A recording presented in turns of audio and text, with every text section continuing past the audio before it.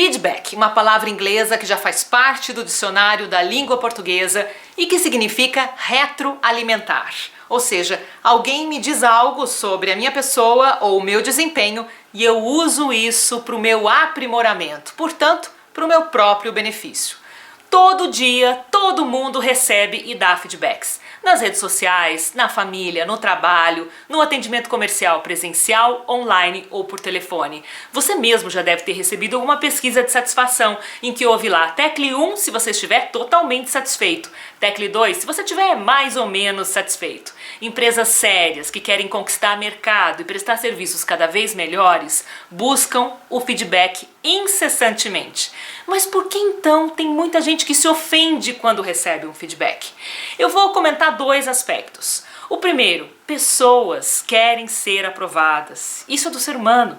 O psicólogo norte-americano Abraham Maslow, que criou a pirâmide das necessidades humanas, identificou que a aprovação e o reconhecimento estão no topo, é o que o ser humano mais deseja. Então, quando alguém me traz um feedback, ou seja, coloca o espelho na minha frente e me indica um ponto a melhorar, eu tendo a ficar chateada. É quase a mesma coisa do que ficar bravo com o carteiro porque ele trouxe a conta do cartão de crédito. Foi você que gastou, o carteiro não tem culpa. Essa ideia de insatisfação pode aumentar dependendo da forma como eu recebo o feedback, porque isso intensifica em mim a sensação de insuficiência. Sabe aquelas vozinhas internas que ficam ali dizendo: eu acho que você não é tão inteligente assim. Eu acho que você não é tão bonita assim.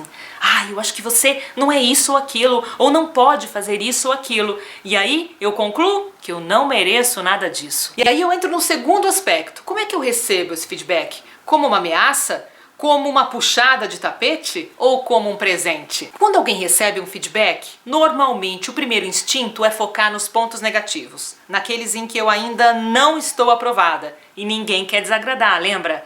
Aí eu fico triste e não consigo focalizar os pontos de melhoria, ou seja, os caminhos que eu posso percorrer para transformar pontos que ainda não estão desenvolvidos em pontos positivos. Tá certo que tem feedback que nem cita pontos positivos, vai direto no erro, no problema, no defeito, e aí o ser humano, que não quer desagradar, recua, fica chateado. Então aqui eu quero abrir parênteses para sugerir que a linguagem usada na hora do feedback não inclua essas palavras, erro, defeito e problema.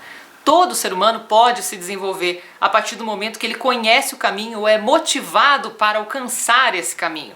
Aí sim ele transforma o ponto de melhoria em ponto positivo. A maneira como alguém te dá o feedback não pode determinar o modo como você se sente quando recebe essa avaliação. Isso você não controla. O que você pode controlar é a maneira como você vai ouvir o que foi analisado e o que você vai fazer com isso para se beneficiar. Mas para isso é importante não relacionar isso como algo pessoal. O feedback não é contra alguém, ele é a favor de pontos de melhoria. Enquanto você focaliza o ponto negativo, não consegue enxergar aquilo que já tem de positivo, que é realmente o seu grande instrumento, são os seus grandes recursos para conseguir avançar ainda mais. Agora, para finalizar nossa conversa, eu vou compartilhar com você uma maneira de ficar cada vez mais autônomo nesse feedback. E eu não estou sugerindo que você dispense o feedback do outro. Na minha visão, o feedback é sempre bem-vindo, mas é importante que a gente amplie a nossa forma de nos enxergar, ou seja, o nosso autoconhecimento, para que a gente possa entender o que faz de bom e o que pode ainda ser melhorado. Primeiro ponto, saia do piloto automático e assuma de vez a sua autopercepção, a forma como você se ouve, se enxerga e sente as suas próprias emoções.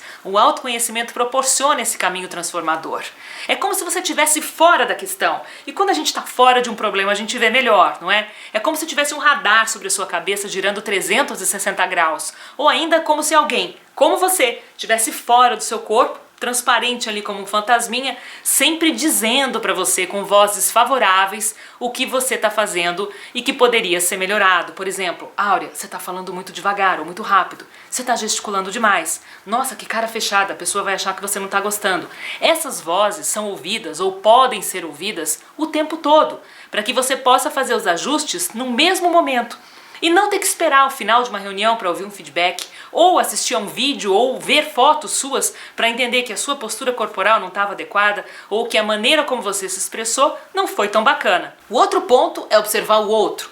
As outras pessoas que convivem com você, o ambiente no geral, não no sentido do julgamento, não é para apontar defeitos, erros ou problemas. Lembra, você não gosta, os outros também não, mas no sentido de analisar. Então, se você percebe uma pessoa que fala alto demais e você não gosta desse estilo, você vai olhar aquilo e pensar, bom, nesse tom eu não falaria. E assim você vai ajustando e modelando. A gente pode sempre melhorar o nosso desempenho a partir da criação de um modelo. Se eu vejo alguém que eu admiro, se comunica bem, se expressa bem, eu posso entender como ela faz para encontrar o meu jeito original de fazer também. Feedback é sempre um presente, então eu vou deixar isso aqui com você para que você avance cada vez mais na vida pessoal e profissional, para que possa desenvolver cada vez mais uma comunicação original e única. Gostou do vídeo? No meu canal do YouTube tem outros vídeos na série Fala Profissional para você que está sempre em busca do crescimento na comunicação pessoal. Até mais, até o próximo vídeo.